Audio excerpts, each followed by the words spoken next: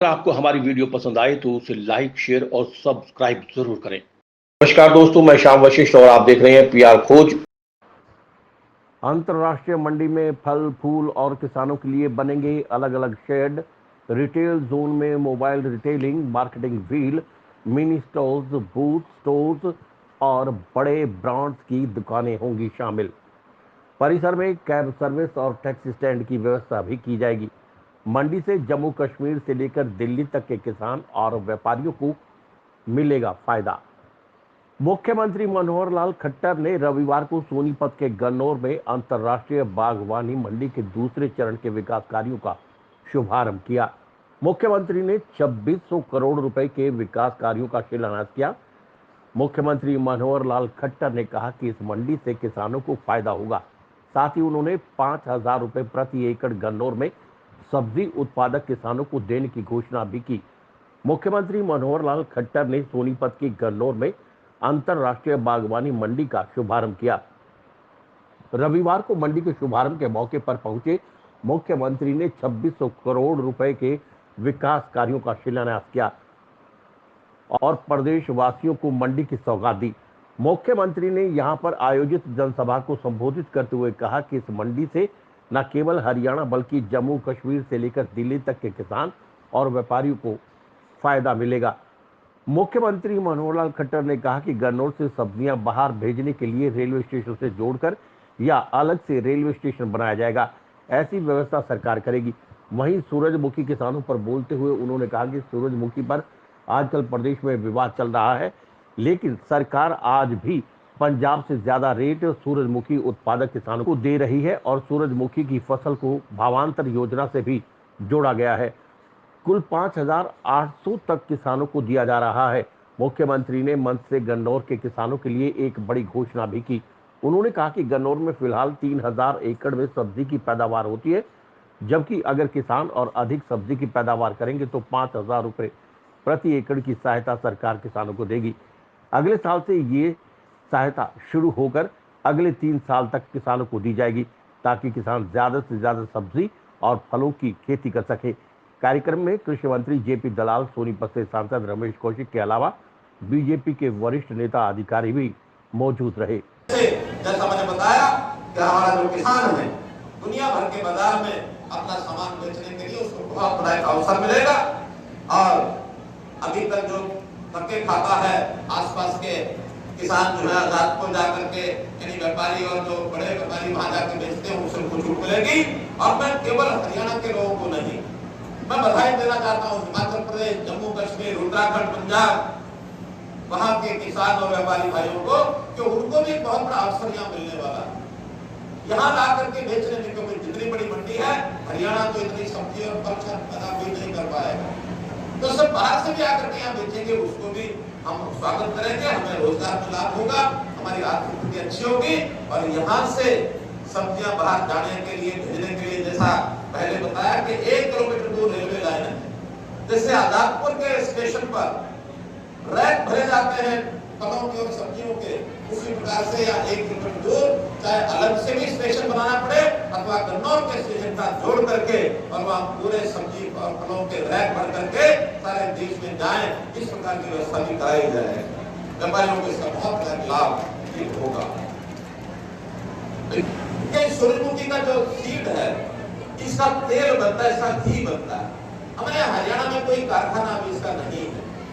एपेड के लोगों ने तय करके मुझे बताया है कि अब योजना बना करके वो शाबाद के एरिया में ही, कुरुक्षेत्र जिले में कहीं भी 4 एकड़ जमीन पर और एक सूरजमुखी का जो बीज है उसमें तेल बनाने का जो कारखाना वो लगाएंगे, जिसकी क्षमता 30,000 मीट्रिक टन ये हर साल की होगी।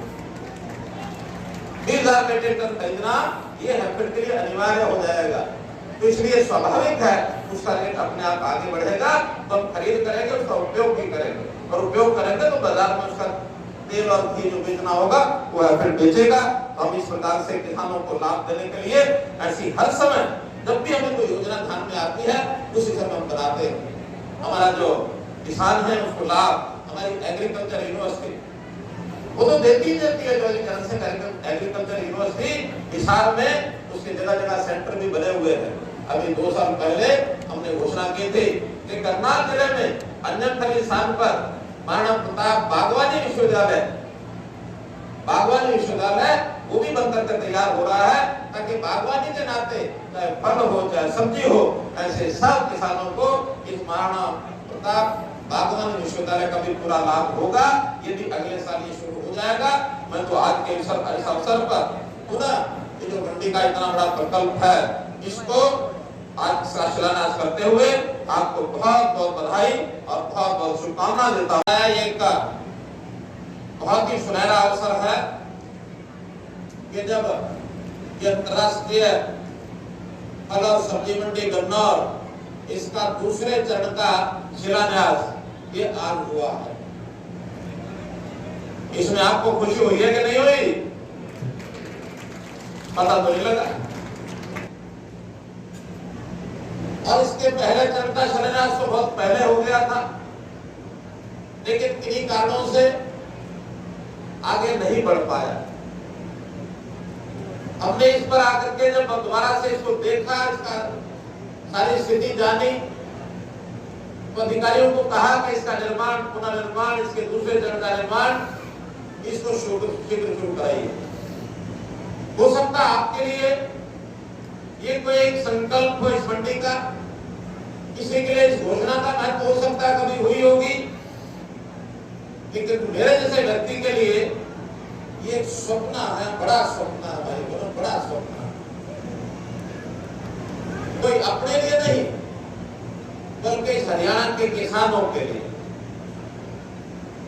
हरियाणा के सब्जी और फल विक्रेता और क्रेता, खरीदार हो चाहे बेचने वाला हो और चाहे हमारे व्यापारी भाई हो, ये सब मिलकर के इस अंतरराष्ट्रीय प्रकल्प को जैसे ही शुरू होगा, इस सबको पूरा करने के लिए सबकी मेहनत लगेगी, सबका संकल्प लगेगा, सबकी मन की भावनाएं लगेगी। ये मंडी बनेगी, ये कोई मिट्टी और ईंट, ये कोई सीमेंट और सरिया, ये कोई पत्थर, केवल इसका एक भवन बनेगा ऐसा नहीं है। ये हमारी सबकी भावनाओं का, सबकी मेहनत का, उसके ऊपर एक वट वृक्ष खड़ा होगा, जो उसका परिणाम होगा। छोटा प्रोजेक्ट नहीं है, ये बड़ा प्रोजेक्ट है। लगभग 500 एकड़ इस क्षेत्र के ऊपर ये प्रोजेक्ट बनने वाला है, और एशिया में इतनी बड़ी मंडी कहीं नहीं है। प्रोत्साहन देने के लिए हमने कहा है कि प्रगतिशील किसान अपने जैसे किसानों को ट्रेंड करें, हम उसके लिए योजना लाए हैं, ताकि वो अगर अच्छा प्रदर्शन करते हैं तो उनको भी प्रोत्साहन देते हैं, और अगर अपने जैसे 5 किसान 10 किसान और तैयार करते हैं, उसके लिए भी उनको प्रोत्साहन राशि देते हैं, ट्रेनिंग के लिए भी आगे आते हैं। इसलिए उनको भी बहुत से योजनाओं के अंदर शामिल करता हूँ। पशुपालन की बहुत योजनाएं ये हमने लागू की हैं। पशुपालन भी, क्योंकि किसान का जो है एक ऐसा हिस्सा होता है कि उसकी आमदन दूध ज्यादा होने से वो भी बन सकती है। हमने भावांतर भरवाई योजना शुरू की। ये भी सब्जियों और फलों के लिए पहले हम देते थे, अब जिसमें ऐसी शंका होती है कि हम अगर भाव पर खरीदते हैं तो आसपास के प्रदेश, इधर राजस्थान उधर पंजाब, वो भी अपनी फसलें खुद नहीं खरीदते, बल्कि हमारे यहाँ ला करके बेचना शुरू करते हैं। उदाहरण के तौर पर अभी सूरजमुखी का जो एक आप लोगों ने सुना होगा, पिछले कुछ दिनों से विवाद चल रहा। सूरजमुखी हमारे यहाँ 4200 पर टन पर क्विंटल ये बिक रही थी, जबकि एमएसपी 6400 है। हमने अपने किसान को लाभ देने के लिए घोषणा की कि 1000 का भावांतर भरपाई अभी तय किया है, आगे बढ़ाने की गुंजाइश भी हमने रखी है। साथ में मार्केट में भी हमारा जो हैफेड पीएसयू है, जो पब्लिक अंडरटेकिंग हैफेड नाम से खरीद करता है, उनको भी कहा, वो भी अब खरीदते हुए 4800 रुपए पर खरीद रहे हैं। हो सकता है कल को रेट और बढ़ाने के लिए भी आगे बढ़ जाए, जबकि पंजाब में आज भी इस समय भी वहाँ जो बिक्री हो रही है 4100-4200 रुपया प्रति क्विंटल आज भी पंजाब में बिक रहा है। मेरे पास 9 और 10 तारीख की उनके जेजे फार्म की कॉपियां आई है मेरे पास। हम कहा 5800 तो गारंटी हो ही गई, 5800 के बाद 5900, 6000, 6100, 200, 300, 400 कहीं तक भी जा सकते। जब मार्केट भाव बढ़ेगा, नहीं तो हम जो है भावांतर भरपाई में पैसा बढ़ाएंगे, लेकिन अपने किसान का पूरा ख्याल रखते हैं। ऐसे ही बाजरा हम पूरा खरीदते हैं या भावांतर भरपाई में पैसा देते हैं। राजस्थान के लोग स्मगलिंग करके हमारे यहाँ उठा के ले आते हैं। वहाँ आज भी 1200-1300 रुपए क्विंटल से ऊपर बाजरा नहीं है। तो भाई हमको अपने हरियाणा के किसान को लाभ पहुंचाना है। हमारा पैसा, इस प्रदेश के किसान का पैसा कि दूसरे प्रदेशों को ना जाए, इसकी चिंता करना बोलो हमारा काम है कि नहीं है? बोलिए हमारा काम ये है कि नहीं है? बोलो जोर से, है ना? तो जब ये है तो हमें योजना ऐसी बनानी पड़ेगी कि जिसका लाभ केवल हरियाणा के किसान को हो। हरियाणा के किसान के लिए सबने योजना बनाई है। बल्कि जैसे मैंने कहा कि ये जो सूरजमुखी का मामला थोड़ा सा यहाँ संकट इस बार आया है, तो हमने एक योजना बनाई है। खर्चा अलग है, लेकिन जो बाकी लोग करेंगे ये कई हजार करोड़ रुपए का खर्च यहाँ करके करेंगे। और मैं तो ये कहूंगा, हम में से किसी ने भी, मेरे समेत जितनी मंडी की, बड़ी मंडी की कल्पना की गई है, हमने अभी तक अपने जीवन में देखी नहीं है। किसी ने नहीं देखी। विदेशों में बनी है बड़ी बड़ी मंडियां। तो ये जो मंडी बनेगी न केवल भारत की बल्कि एशिया की सबसे बड़ी मंडी होगी, जिसका शिलान्यास करते हुए आज मुझे भी बहुत खुशी और आनंद हो रहा है।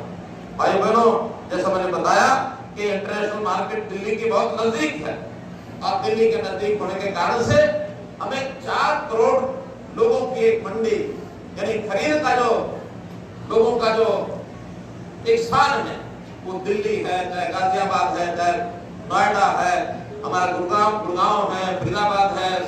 हम सोनीपत के लोगों को भी इसका जो लाभ होने वाला है, यानी आम आदमी को, नागरिक को भी इसका बहुत बड़ा लाभ होने वाला है। उसको ताजी सब्जी, ताजा फल कम दाम पर यह हमेशा उपलब्ध रहेगा। और मैं तो आज एक और घोषणा करना चाहता हूँ, खास करके गन्नौर ब्लॉक के लिए। अभी जो मेरे पास आंकड़े हैं, गन्नौर के ब्लॉक में केवल 3000 एकड़ पर सब्जी होती है। हो सकता 50,000 एकड़ या 60,000 एकड़ किसान इसकी बुआई करते हैं गन्नौर ब्लॉक में, लेकिन 3000 एकड़ पर ही सब्जी होती है। बल्कि इससे अच्छा तो जो सोनीपत ब्लॉक और राई ब्लॉक, उसमें कहीं सब्जी ज्यादा होती है। सोनीपत ब्लॉक में तो मुझे बताया कि 30,000 करोड़ होती है, उससे 10 गुना यहाँ से। ऐसे ही राई ब्लॉक में तो मैं चाहूंगा कि मंडी यहाँ बन रही है, तो इस वर्ष का तो नहीं कहता, अगले वर्ष गन्नौर ब्लॉक को भी उसी कंपटीशन में आना चाहिए कि कम से कम हमारी जितनी जमीन है, आधी से ज्यादा जमीन पर सब्जी की बुआई करेंगे। कि सुराग को बढ़ना चाहिए। यहाँ पानी की भी मुझे नहीं लगता कोई समस्या होगी, जमुना किनारे पर है। अगर कोई पानी की समस्या होगी तो उसको हम हल करेंगे, कोई कठिनाई आपको नहीं आने देंगे। यहाँ माइक्रो इरिगेशन, अगर पानी बहुत गहरा है तो माइक्रो इरिगेशन के प्रोजेक्ट लगाइए, और पानी बहुत ऊपर है तो खुली सिंचाई से भी खेती कर सकते हैं। लेकिन सब्जियों की बुआई करिए। और मैं आज घोषणा करता हूँ कि गन्नौर ब्लॉक 3000 एकड़ के बाद जितना आगे बढ़ेंगे, इस बार को तुम्हारे पास रजिस्ट्रेशन आ जाएगा कौन कौन सब्जी बो रहा है। इसके बाद अगले वर्ष से 1 अप्रैल 2024 से यहाँ के किसानों को और आगे बढ़ेंगे तो 5,000 रुपया प्रति एकड़ सब्सिडी गन्नौर ब्लॉक के लिए हम जो है 3 वर्ष के लिए लगातार देंगे। इतने बिक्री करने वाले जो ट्रैफिक होता है, जो लोग आते हैं, उनके लिए खुला स्थान चाहिए, उनको ठहरने की जगह चाहिए, उनकी सब सुविधाएं चाहिए। तो ये सब सुविधाएं लेकर के और हमारी जो गन्नौर मंडी है ये स्थापित होने जा रही है। मित्रों, भाई बहनों, इस गन्नौर मंडी को आरंभ करने के बाद जो इसका लाभ होगा, निश्चित रूप से वो किसानों को भी आत्मनिर्भर बनाने में आगे बढ़ेगा। हरियाणा प्रदेश को आत्मनिर्भर बढ़ाने में हमारी मदद करेगा, हमारे देश को आत्मनिर्भर बनाने में आगे बढ़ेगा। क्यों? इससे हरियाणा की इकोनॉमी, हरियाणा की आर्थिक स्थिति और मजबूत होगी। जैसा बताया, हजारों करोड़ रुपए का जो हर साल या व्यापार होगा, उससे यहाँ के लोगों को बहुत एक सहायता मिले, जो रोजगार मिले। इस रोजगार में, क्योंकि ये मंडी बना तो हमारा बोर्ड रहा है, सरकार की सहायता से बना रहा है, लेकिन व्यापार करने का काम तो आखिर प्राइवेट एजेंसी ही करेंगे। दुकानें भी प्राइवेट लोगों की होंगी, बेचना किसान ने है, खरीदना व्यापारी ने है। तो वहां जो लोग आएंगे, रोजगार देंगे, वो प्राइवेट लोगों के माध्यम से ही सारा व्यापार बढ़ने वाला है। इसलिए सरकार की बजाय बाहर के क्षेत्र में भी रोजगार ये बढ़े, तो इसमें प्रधानमंत्री जी का एक टारगेट है कि किसानों की आमदन को कैसे बढ़ाया जाए। हम देखते हैं अभी कल भी किसानों के लिए जो इस अगले नए वर्ष के लिए जो एमएसपी बढ़ाया है, कहीं 5%, कहीं 8%, कहीं 10%, अच्छा मूल्य कैसे मिले, इसके लिए प्रधानमंत्री जी का मैं आभार प्रकट करता हूं कि हर वर्ष खरीफ का अलग से, रबी का अलग से इन फसलों का जो दाम घोषित करते हैं, उससे किसानों को बहुत बड़ा लाभ मिलता है। मित्रों, ये जो मंडी है, इसका निर्माण कार्य अब शुरू हो जाने वाला है और आने वाले 2 वर्ष में इसका काम पूरा हो जाएगा। इसके निर्माण में जो पहले जमीन है, जब बाकी सब खर्चे हो चुके हैं, अभी इसके बाद भी 3000 करोड़ रुपया और लगेगा, जिससे मंडी का काम जो है पूरा हो जाएगा। जैसे पहले हमारे कृषि मंत्री जी ने बताया है, हमारे एसीएस साहब ने बताया कि इसमें कितना साइज बनेगा, क्या होगा, प्रोसेसिंग यूनिट बनेंगे, कोल्ड स्टोरेज होगा, वाशिंग ग्रेडिंग इसकी सुविधा होगी, पैक हाउस, दुकान कम ऑफिस, यानी नीचे दुकान ऊपर ऑफिस भी लोग बना सकते हैं। पीआर खोज के लिए रणबीर रोहिला के साथ श्याम वशिष्ठ।